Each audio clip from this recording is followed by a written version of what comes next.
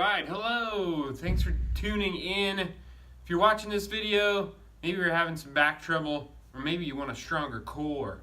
It feels really good. If your back is hurting, if you're not feeling very confident with certain exercises, or in your day-to-day life, picking things up, getting up from the couch, etc., it could be that your back is feeling fine, but your core is disconnected or it's not strong enough. We need a strong, healthy, balanced core. Pelvic floor, internal, external obliques, rectus abdominis, diaphragm, thoracic diaphragm.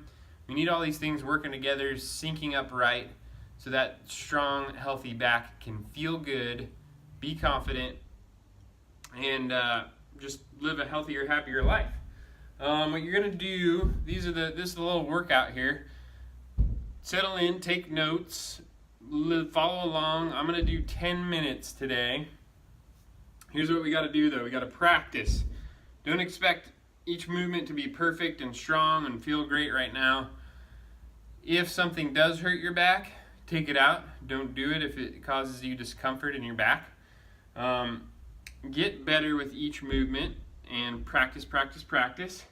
You're gonna be practice through consistent effort. Consistency 3 times a week. I'm going to do 10 minutes today. We'll follow along for 10 minutes. If you have more time, you want to do 3 or 4 rounds. As you get stronger, you can do more repetitions. If one of these movements feels better, makes more sense to you than another, do more sets and reps of that one. Get the burn going. Hopefully your core is a little bit sore after this, and then you consistently build up that strength and you feel better, stronger, faster, all that stuff. So I'm gonna set a 10-minute timer. Follow along with my cues, take some good notes. Here we go. Let's get some. First thing we're gonna do is bird dogs. These first 3 are from Dr. Stu McGill. They call him the back doctor. He's a research scientist studying just ways to get the back healthy and strong. Guess what? It's not surgery. Chiropractic can help, but you have to have a strong core to keep it going. So you're going to reach out opposite arm and leg. Right away I feel my core, pulling the shoulders into the body, kicking the heel back, making a fist, pulling that shoulder into your trunk. Right away I'm braced up pretty tight and neutral, and then I'm going to keep my back super straight as I touch my hand to my knee. Notice I didn't round my back, I didn't move my pelvis. You almost have to get your core tighter as you press that hand to knee in order to keep that back straight. I'm going to do 5 on each side. I'm already feeling it. Okay, this is a skill, being able to engage and work that core. Bird dog on the other side. Notice I'm pretty spread out here. That helps the balance and the core work harder. Again, I'm not moving my spine, keeping it nice and straight as I bring it to the center. Excellent. Okay, up next is our side plank. I'm going to do 5-second holds on each side. My timer didn't start, so we'll take it to 8 minutes. See what we get through in 8 minutes. Alright, so side plank. If you feel it in your shoulder at all, that's not good. You can, 1, pull your shoulder into your body. If your back's really stiff or sore, you can start on your hip and just lift, right? You want to feel it right away. I can feel it right away. I do practice this stuff all the time. I teach it, but build up your capacity to really connect to that core. Next we can go to our knees. Both knees are bent. I'm up on my knees. Next we can add a foot out in front. Then we can go both feet. I'm going to do this one today. Okay? Pulling the shoulder into my body. Check down, make sure you're squared up. And then your head's in line. Ooh, feel the burn. Okay, we could rest completely and shift sides.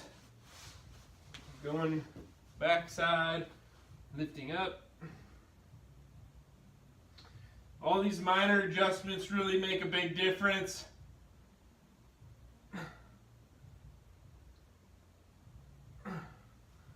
Okay? I want to make sure I get through everything, so I'm only going to do one side plank on each side. Next, I'm going to do the quarter crunch, the McGill crunch. One hand in the small of the back to protect that lower back. The other leg out. Switch sides so you can see. I'm going to push into the ground with this off arm. And then I'm going to fight to keep my head in line with my lower back. So I don't want to curl up on this one. I'm going to crunch up. My shoulder blades are off the ground. Oh, you see how much I shake there? Working the core right away. So again, it's not head up, shoulders up. I don't really feel much here. There's some tension, but don't fool yourself. Try to get your shoulder blades off the ground and then line everything up. If you're feeling a lot of neck, take breaks. Don't do as many reps. Don't want to feel too much neck here. Right away we push the lower back into the hand. We hinge up at the hips.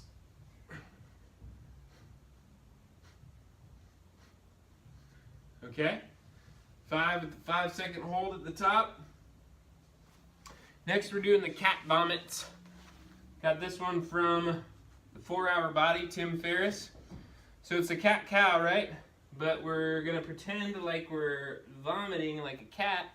We're pulling the pelvic floor up, lifting up the butthole to the body, exhaling for 8 seconds.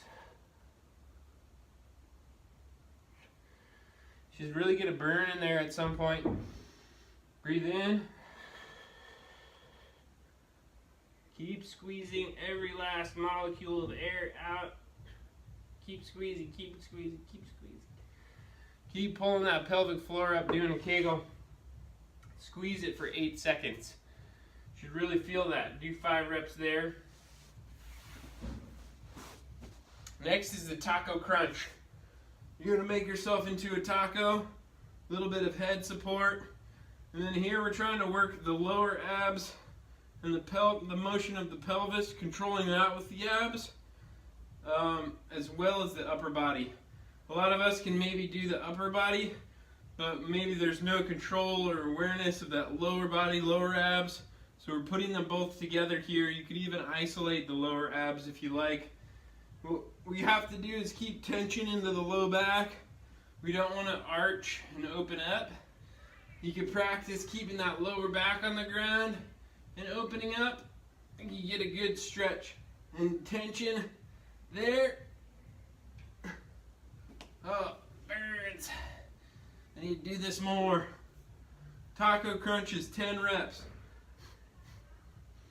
Stay tight, stay tight. Don't let that lower back come up. Don't let pressure come off the lower back. We got to keep that pressed down. You only go as far as you can keep it pressed down really tight. Press it down really tight. Ah, the burn. All right, so you should really be feeling this. Guess I got to step my core game up. Next, the Russian twist, working our obliques. If you're going to lift your feet up again, do that. If you feel this in your low back, don't do it. Take it out. If there's an ache in your low back, that means it's time to rest. Reevaluate. How can you engage your core more? How can you take the work out of the lower back? Switch that pattern. Right now it's too much in the low back. So, if it feels good, if you're still feeling your abs, do 10 Russian twists each side. Okay, nice and clean, nice and tight. You don't even need to add weight to this one. If it's too hard to keep your feet up, you can put your feet down.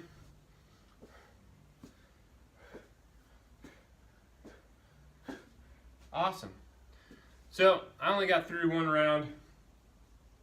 Took me about 10 minutes without the talking. You could probably get through 2 rounds just getting right into it. Something is better than nothing. Don't let a day, a week go by without working on that core, building it back up so that you can protect that spine and get a lot more confident, healthy, strong, ripped. Being ripped doesn't really matter, but feeling strong, healthy, and confident, having no back pain is awesome. If it matters to you to be ripped, then go get ripped. That's all about nutrition. This stuff, core connection, balance, strength, get after it, practice 3 times a week. Yeah!